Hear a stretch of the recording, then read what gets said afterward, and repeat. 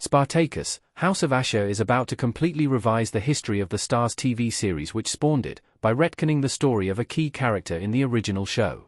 As a result, this latest series will inevitably have to retcon the death of Spartacus himself, too. The fourth season of Spartacus, 2013's War of the Damned, saw the show's title character finally succumb to his fate, following a victory over the Roman general Crassus in one-to-one combat. This victory proved to be short-lived, as the leader of ancient Rome's most famous slave revolt was promptly speared by multiple Roman soldiers, and later died from his wounds.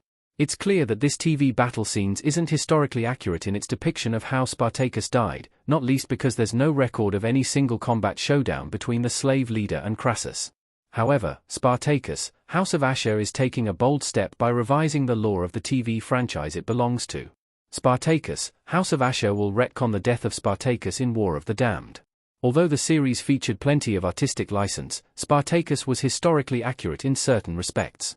For example, its depiction of the gladiator school run by Quintus Lentulus Batiatus in Capua, as well as the Roman army of Crassus, mostly reflected what we know about them in historical terms. On the other hand, the show's portrayal of Asher, a Syrian former gladiator who served as Batiatus' accountant after an injury in the arena, was entirely fictional. There's no record of such a person having existed, although there were likely many slaves like him in Italy at the time. Spartacus, House of Asher will see the return of this character, as the new protagonist of the franchise. Asher was previously killed off in the climactic episode of Spartacus, Vengeance, the show's third season, but this new spin-off revives the character via an alternate timeline of events.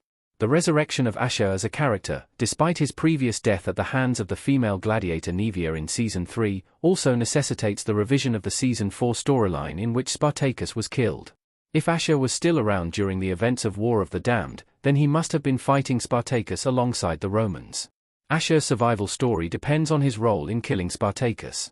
While Spartacus title star Liam McIntyre has spoken about this new sequel series before, it isn't yet clear whether his character will even appear in Spartacus, House of Asher. Nevertheless, Asher's alternate reality survival story makes no sense without Spartacus in it. For a start, this new show is still prefixed by Spartacus' name. What's more, there'd be no reason to make a story all about Asher unless he had a hand in the death of the franchise's original hero. At this point, it's clear that House of Asher will mostly be set after Spartacus has already been defeated and killed by the Romans.